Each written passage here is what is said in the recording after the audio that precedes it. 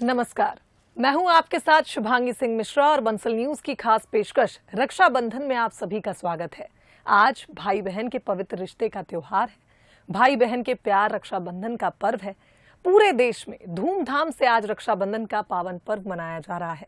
बहन अपने भाई की कलाई पर राखी बांधकर लंबी उम्र और भाई की खुशहाली की कामना करती है और बदले में भाई ताउम्र बहन के सम्मान और रक्षा का वचन उसे देता है। श्रावण मास की पूर्णिमा पर रक्षाबंधन का ये त्योहार मनाया जाता है। आज हर तरफ रक्षाबंधन की धूम है। इस बार रक्षाबंधन पर विशेष संयोग भी है और साथ ही आपको बता दें कि इस बार रक्षाबंधन पर भद्रा का साया भी है। लिहाजा बहनें किस समय अपने भाई को राखी बांधेंगी, किस वक्त इस त्योहार को मनाया जाएगा, तमाम विषयों पर आज हम चर्चा करेंगे।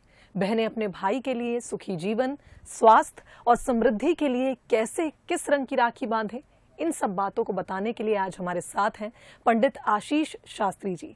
पंडित जी, आपका स्वागत है। जी नमस्कार। तो सबसे पहले देखिए, इस बार का जो रक्षाबंधन का पर्व है बेहद खास है। विशेष संयोग तो बन ही रहे हैं, लेकिन भद्रा का साया है। आखिर शास्त्रीय पक्ष क्या है इस भद्रा का, पंडित जी आपसे जानना चाहेंगे। जी, आपने बहुत अच्छा प्रश्न किया है और लगभग विगत इस विषय को लेके एक हफ्ते से बड़ी भ्रांति बनी हुई है। लोग बहुत भ्रम में हैं कि आखिर हम किस समय किस घड़ी में अपने भाई की लंबी उम्र के लिए, उसकी दीर्घायु के लिए रक्षा विधान करें। इसको लेके बड़ी स्थिति हमारे पास भी कई जगह से ऐसे विषय आए।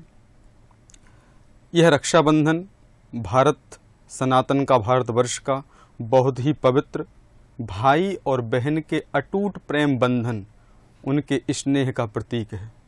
पूरे भारतवर्ष में यह त्यौहार बड़ी धूमधाम से लोग मनाने के लिए उत्सुक हैं, किंतु ये भद्रा का जो भ्रम है इसने लोगों को कहीं ना कहीं निराश किया है।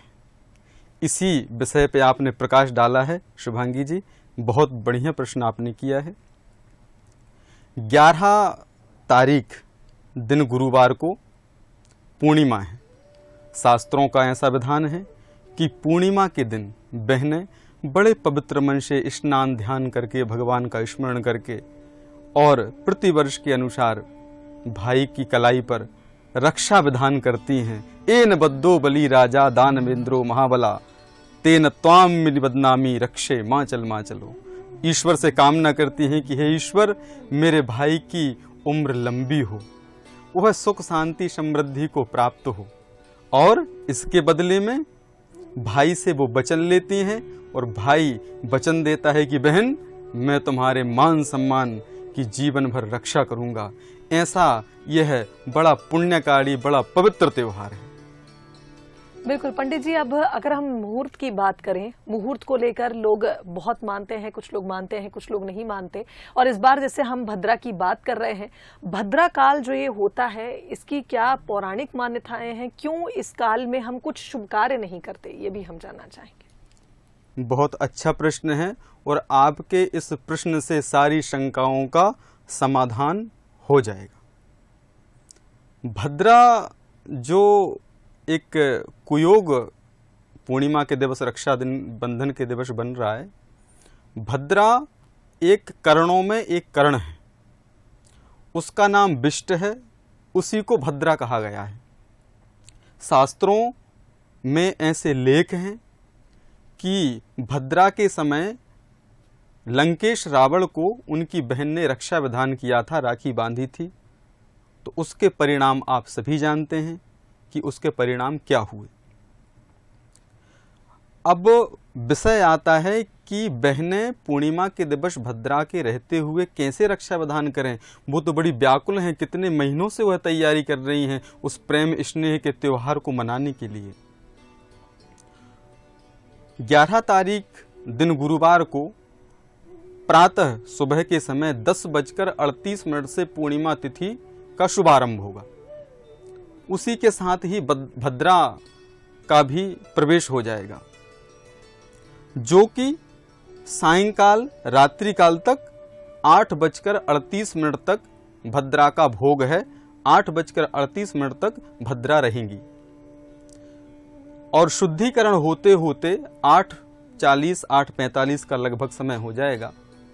तो शास्त्र का ऐसा मत है कि भद्रा तिथि के रहते हुए, निर्णय सिंधु का ऐसा मत है, धर्म सिंधु का ऐसा मत है कि भद्रा के रहते हुए 2 कार्य नहीं किए जाते।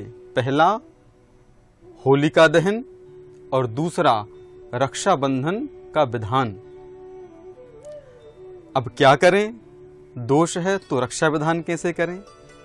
तो उस शास्त्रीय जो पक्ष है इस विषय में वो यह है कि भद्रा काल निवृत्ति जब भी हो, भले ही रक्षा विधान करते करते रात्रि हो जाए, तुरीय रात्रि के पूर्व, किंतु इस दोष, इस भद्रा के निकलने के बाद ही रक्षा विधान करें, ऐसा शास्त्रीय पक्ष है।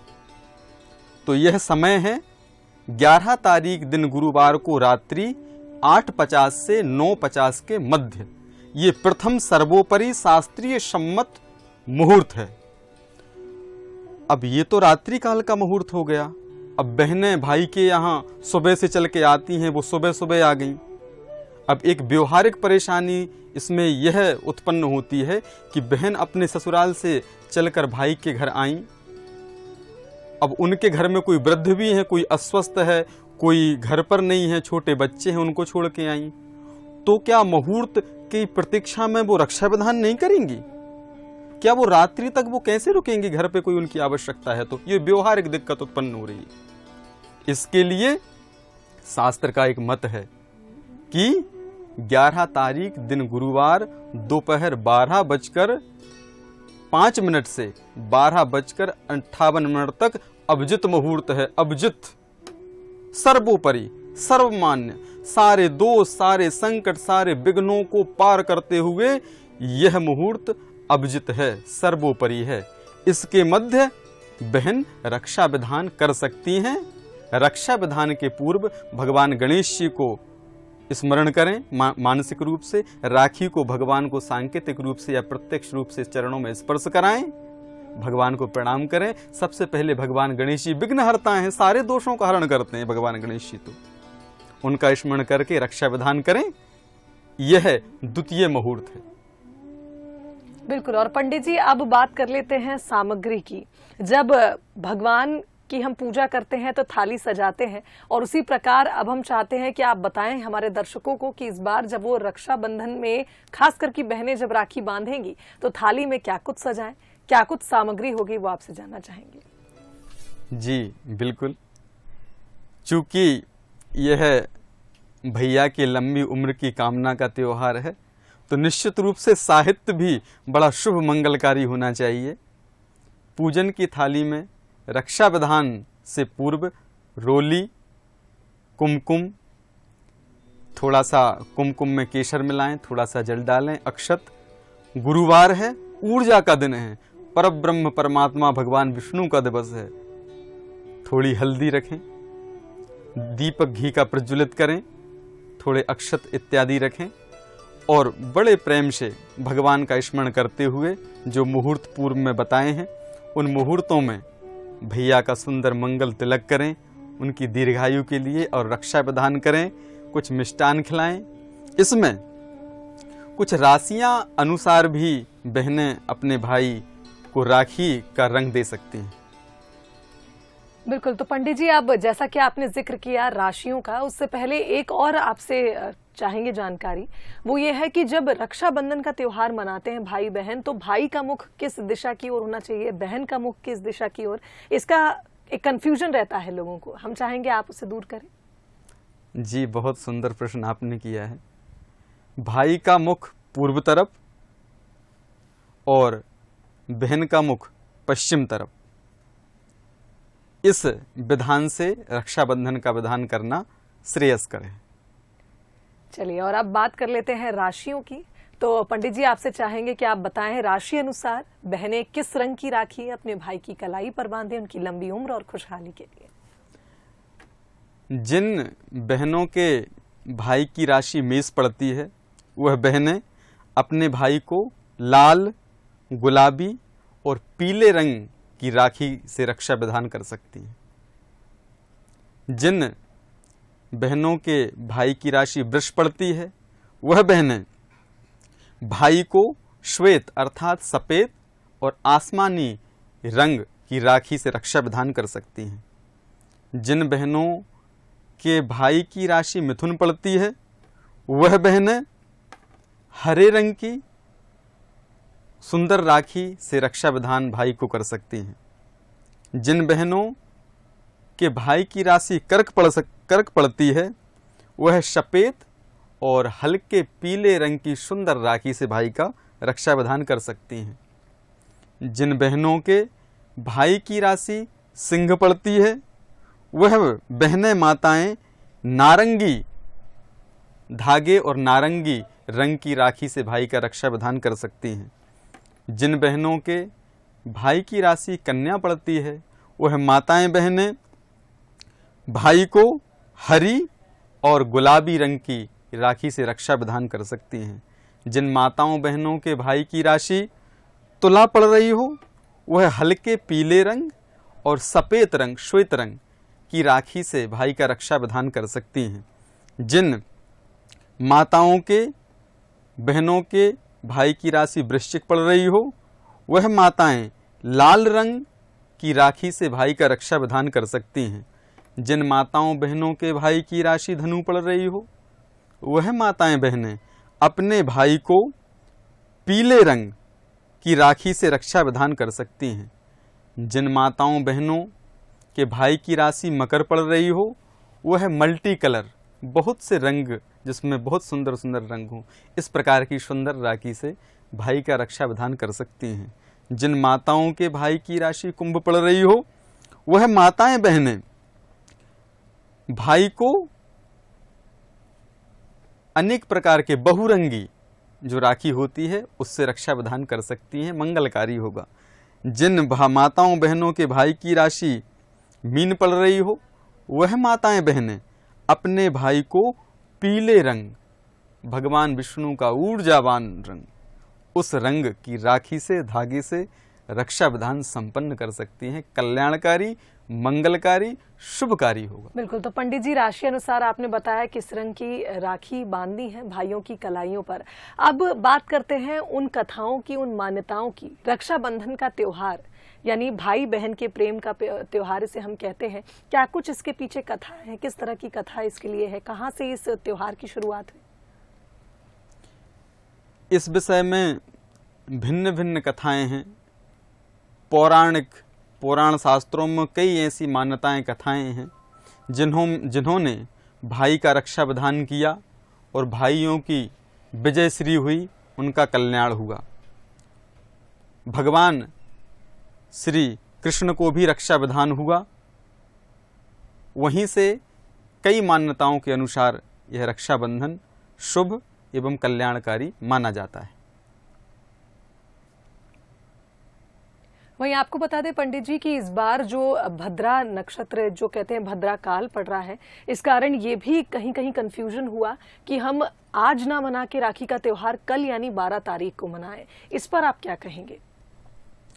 ये भी आपने बहुत सुंदर प्रश्न किया है, क्योंकि यह चर्चाएं भी चल रही हैं कि 12 तारीख को भी उदया तिथि है। उस उदया तिथि में हमारे यहाँ सनातन धर्म में और हमारे इस परिवेश में उदया तिथि को भी बहुत मान्य और श्रेयस्कर माना गया है। तो ऐसी भी चर्चाएं, ऐसी भी विषय चल रहे हैं कि क्या उस दिन कर सकते हैं। आपने बहुत ठीक प्रश्न किया है। शास्त्र कहता है कि यदि 6 घड़ी अर्थात लगभग 2 घंटे 24 मिनट यदि सूर्य उदय से 2 घंटे 24 मिनट का समय भोग तिथि कर चुकी हो, तब जाकर सप्त ऋषियों और भगवान गणपति जी का स्मरण करने के बाद रक्षा विधान किया जा सकता है। किंतु शास्त्रीय पक्ष एवं पंचांग के अनुसार यह जो भोग काल है, जो समय है, वो 2 घंटे 24 मिनट से 12 तारीख को कम है। अतः शास्त्रीय पक्ष और शास्त्रीय मत के अनुसार तिथि का भोग कम होने के कारण 12 तारीख को दिन शुक्रवार को रक्षा विधान करना शास्त्रीय मत से उचित नहीं है।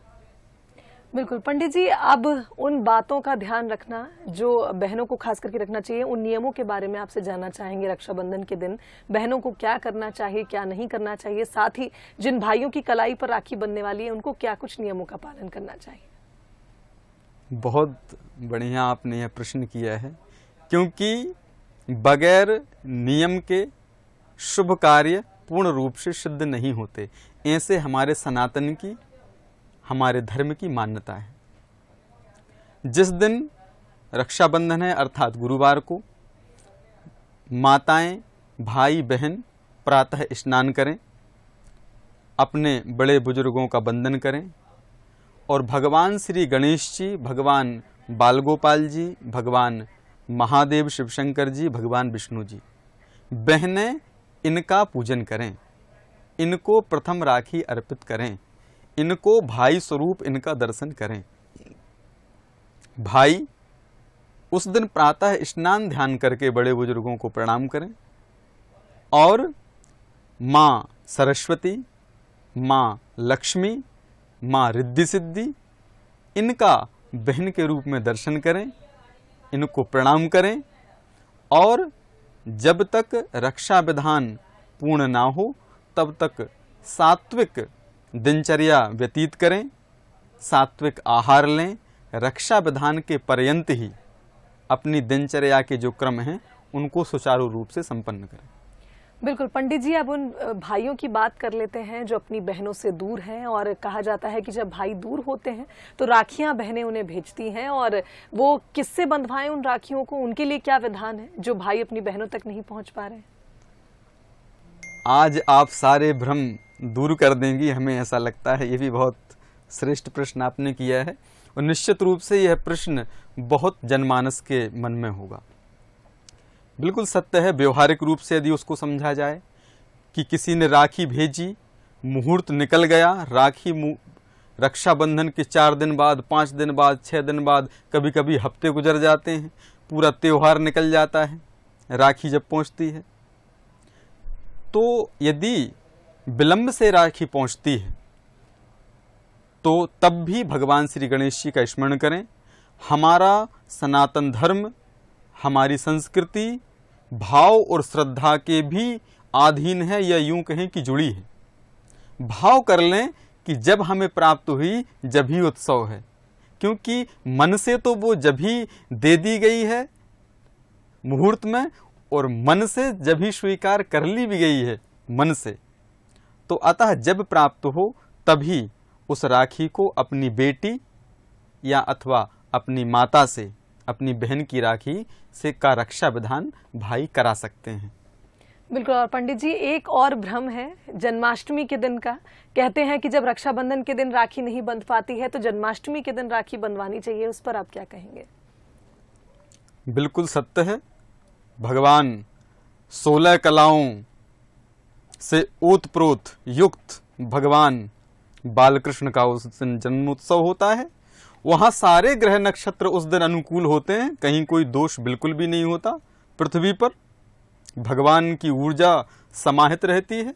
तो निश्चित रूप से यदि रक्षा विधान जिन बहनों का रह जाए, वह कृष्ण जन्माष्टमी को भी भगवान बाल गोपाल जी का स्मरण करके उस दिन भी रक्षा विधान कर सकती हैं, मंगलकारी। बिल्कुल। और सावन के महीने में अभी जब हमने पूजा अर्चना की तो कहा जाता है कि कुछ विधि विधान ऐसे भी होते हैं पंडित जी जिन नियमों का हमें पालन करना चाहिए। जैसे कि अभी देव सो चुके हैं, देव शयनी 11 से, तो क्या कुछ ऐसा भी विधान है कि जन्माष्टमी के दिन जब कृष्ण जन्म होता है तो उस दिन फिर शुभ कार्य किए जा सकते हैं, या भगवान विष्णु की पूजा अर्चना हो सकती है? देखिए, देव शयनी एकादशी से आध्यात्मिक रूप से, धार्मिक रूप से, शास्त्रों के मत से धर्म और शास्त्रों का और प्रकृति का जो सत्ता का है वो हस्तांतरित होती है। अर्थात भगवान विष्णु चतुर्मास 4 माह के लिए भगवान शिव को 4 महीने की सत्ता सौंप कर जाते हैं। इन चतुर्मास में भगवान शिव के परिवार की ही पूजा होती है। आप देखिए कितना सुंदर विधान है। अभी भगवान शिव की श्रावण में चल रही है, फिर गणपति जी आ जाएंगे, फिर उसके बाद माता पार्वती मैया की नवरात्रि आ जाएंगी। पूरा गणेश जी का परिवार ही पूजता है 4 माह। सब शिव के हाथ में सत्ता रहती है, और शिव अर्थात कल्याण। तो जो भी कार्य हो वो कल्याणकारी। किंतु इन 4 मास में कुछ ऐसे कार्य हैं जो नहीं किए जाते। विवाह है, गृह प्रवेश इत्यादि के लिए यह वर्जित हैं। आराधना के लिए यह 4 माह सर्वोपरि हैं। तप के लिए, आराधना के लिए, संत सेवा के लिए, ईश्वर सेवा के लिए, माता पिता की सेवा के लिए यह 4 माह बहुत ही पावन और बहुत पवित्र हैं। बिल्कुल। तो पंडित जी बहुत धन्यवाद आपका, आप हमारे इस कार्यक्रम में आए और हमारे जितने भी भाई बहन इस कार्यक्रम को इस वक्त देख रहे हैं, आप कुछ कहना चाह रहे हैं पंडित जी? हाँ, हम एक अपना व्यक्तिगत अपनी बुद्धि से, स्वविवेक से हमारा एक पक्ष रखना चाह रहे थे कि जो अभिजित मुहूर्त हमने आपको 11 तारीख दिन गुरुवार के लिए बताया, उसी मुहूर्त में भगवान रघुकुल भूषण श्री रामलला जी का शिलान्यास अयोध्या में हुआ था। उस अभिजित मुहूर्त को काशी की विद्वत परिषद ने उस मुहूर्त को निकाला था। अर्थात अभिजित मुहूर्त सर्वोपरि है। जब काशी से भगवान विष्णु जी की सहमति हो गई अभिजित मुहूर्त में मंगल कार्य करने के लिए, तो निश्चित रूप से जब वह कार्य निर्विघ्न चल रहा है, भगवान के मंदिर का निर्माण का कार्य, तो निश्चित रूप से जब राम का काज सिद्ध हो रहा है अभिजित मुहूर्त में, तो पृथ्वी लोक के जनमानस का कार्य भी, रक्षा विधान भी निर्विघ्न संपन्न होगा अभिजित मुहूर्त में। ऐसी हमारी मान्यता है, ऐसी शास्त्र की मान्यता है, ऐसी बनारस के विद्वत परिषद की मान्यता है। बिल्कुल। तो पंडित जी बहुत धन्यवाद आपका, आपने अभिजीत मुहूर्त की हमें जानकारी दी, किस तरह से उसका महत्व है। और पंडित जी ने जो मुहूर्त बताया, उस मुहूर्त में आप जरूर अपने भाई बहनों को के साथ मिलकर इस पर्व को मनाएं, इस त्योहार को मनाएं। राखी का पावन पर्व जो कि भाई बहन के अटूट प्रेम, अटूट बंधन का एक प्रतीक है। पंडित जी बहुत धन्यवाद, आप हमारे साथ इस कार्यक्रम में जुड़े। और इसी के साथ हमारी खास पेशकश में फिलहाल इतना ही। आप सभी राखी का ये पर्व धूमधाम से मनाएं। बंसल न्यूज की तरफ से आप सभी को रक्षाबंधन पर्व की ढेर सारी शुभकामनाएं।